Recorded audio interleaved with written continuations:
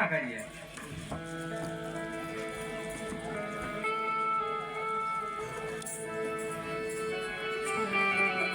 આવી રીતે સંતો ભક્તો અને બધા બ્રાહ્મણો પૃથ્વી માથે પાપનો ભાર હળવો કરવા માટે યજ્ઞ કરવા બેઠા છે. ત્યારે યજ્ઞની અંદર બધા બ્રાહ્મણ આહુતિ આપવા લાગ્યા છે. પણ કેવી આહુતિ આપે છે? ઓમ યજ્ઞ દેવતાય નમઃ, માતા પૃથ્વી માતાય નમઃ, સૂર્ય દેવતાય નમઃ,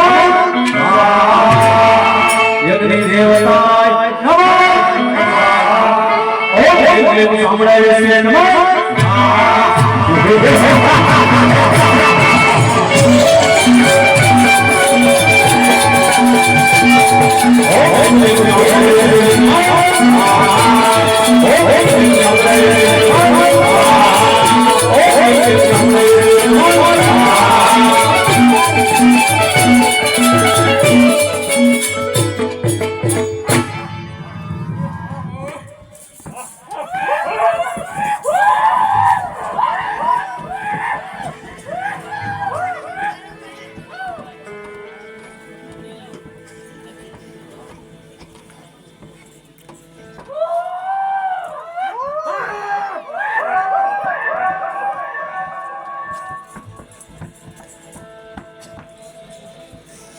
આવી રીતે રાક્ષસ લોકોએ યજ્ઞનો ભંગ કરાવ્યો છે અને ત્યાંથી ચાલ્યા જાય છે.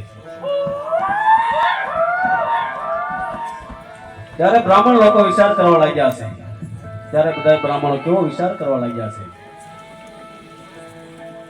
અરે સાધુ સંતો, આ રાક્ષસો અત્યારે આપણો યજ્ઞ નહીં પૂર્ણ કરવા દે, માટે ચાલો આપણે આપણા આશ્રમ તરફ ચાલતા થઈએ. ચાલો.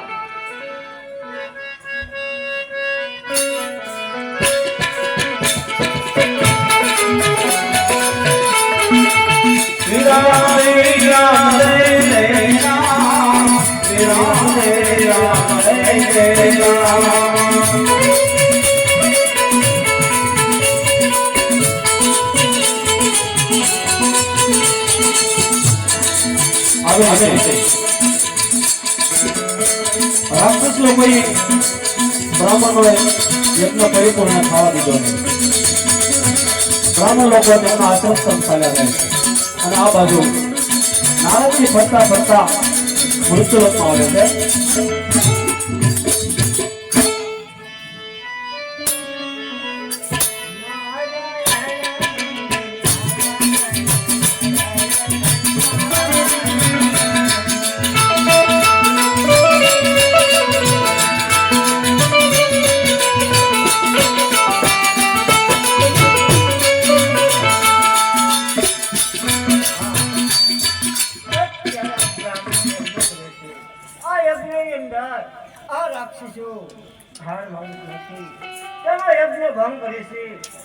સાધુ બ્રાહ્મણોને જોર માર મારે છે. હા, આ મૃત્યુ લોકની અંદર જો અધમ પાપ ચાલી રહ્યો છે. સાર એટલે સુધી પહોંચ્યો તો એટલું જોયું, એટલે જો આગળ જાઓ તો ઘણું પણ જાણવા મળ્યું. નારાયણ શ્રીમન નારાયણ શ્રીમન અરે નારાયણ નારાયણ નારાયણ નારાયણ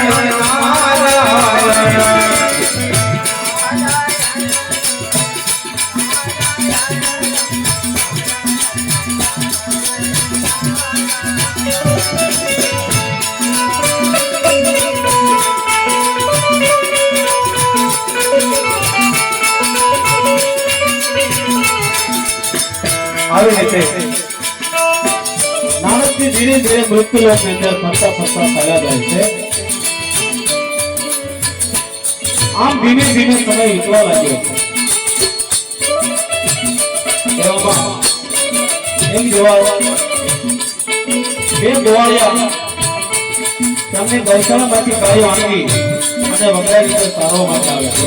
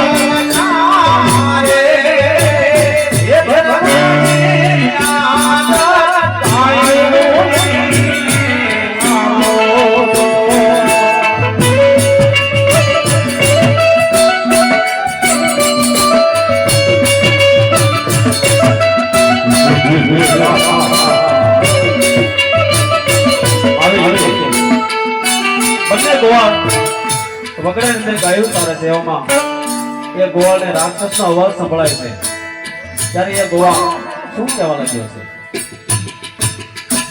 અરે ભાઈ ગોવાળ, અહીંયા તો રાક્ષસનો અવાજ બહુ વધી રહ્યો છે. તો ચાલો આપણે આપણી ગાયને કાંઈ ભૂખી ન રખાય, તો ચાલો આપણી ગાયો દૂર જંગલમાં લઈને ચાલા જાય. ચાલો આવી રીતે